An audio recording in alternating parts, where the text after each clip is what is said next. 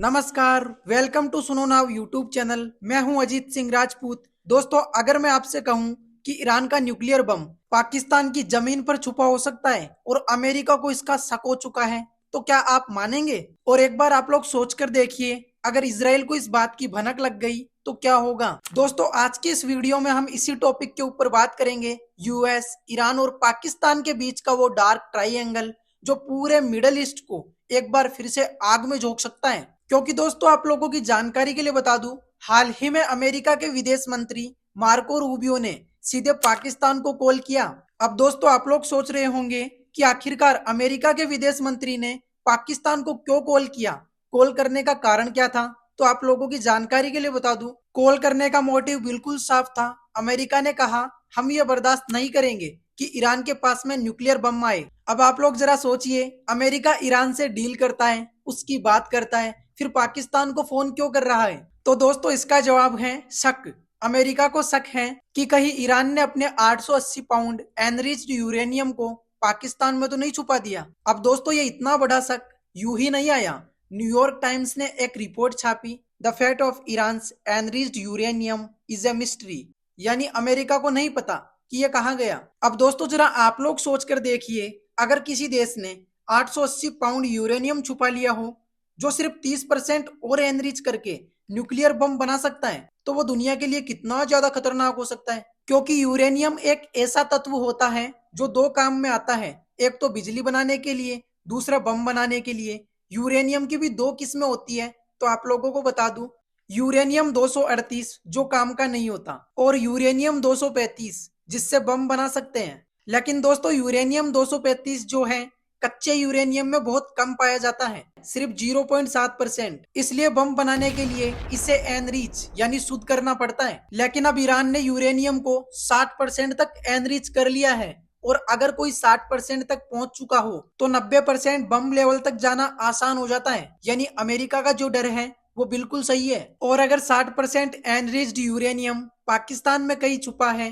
तो क्या पाकिस्तान जानता है, या फिर पाकिस्तान के अंदर कोई ऐसा ग्रुप है जो उसको छुपा रखा है? और सबसे बड़ा सवाल तो ये उठता है कि आखिरकार पाकिस्तान पर ही शक क्यों है? तो इतिहास गवाह है कि पाकिस्तान ने पहले भी ईरान की मदद की है न्यूक्लियर टेक्नोलॉजी देने में। दोस्तों, साल 2003 में द गार्डियन और वॉशिंगटन पोस्ट ने यह रिपोर्ट किया था कि पाकिस्तान साइंटिस्ट एक्यू खान ने ईरान को न्यूक्लियर सीक्रेट्स बेचे, और सीआईए ने भी माना कि पाकिस्तान की वजह से ही ईरान ने न्यूक्लियर प्रोग्राम की शुरुआत की थी। और दोस्तों, जरा आप लोग याद कीजिए, ओसामा बिन लादेन भी पाकिस्तान में ही छुपा मिला था।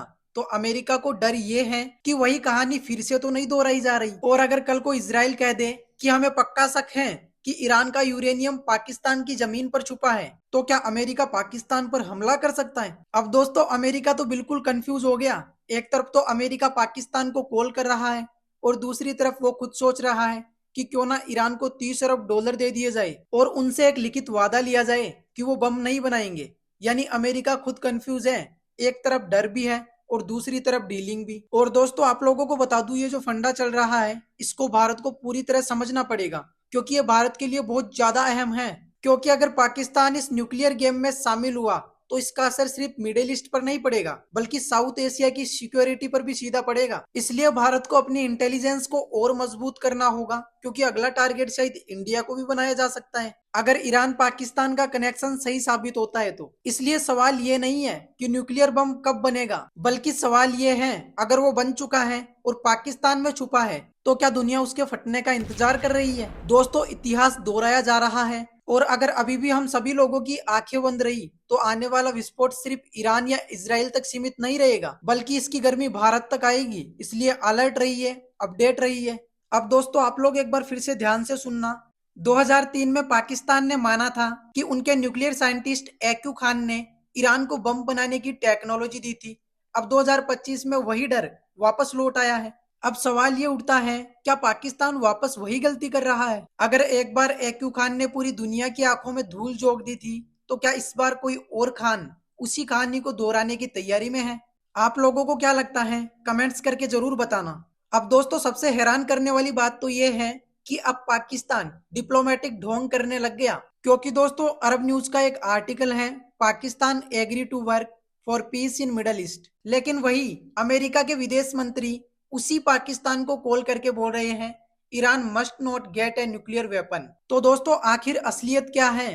क्या ये शांति की बातें सिर्फ दिखावे के लिए हैं या पाकिस्तान उस साजिश का हिस्सा है जो मिडिल ईस्ट को एक बार फिर से फूंक सकती है? तो इस बात को लेकर आप लोगों का क्या कहना है कमेंट्स करके जरूर बताना। और अगर आज का ये वीडियो आपको अच्छा लगा, थोड़ा बहुत भी इंफॉर्मेटिव लगा, तो वीडियो को लाइक शेयर और चैनल को सब्सक्राइब जरूर कर देना। मिलते हैं अगली वीडियो के साथ में। जय हिंद, जय भारत।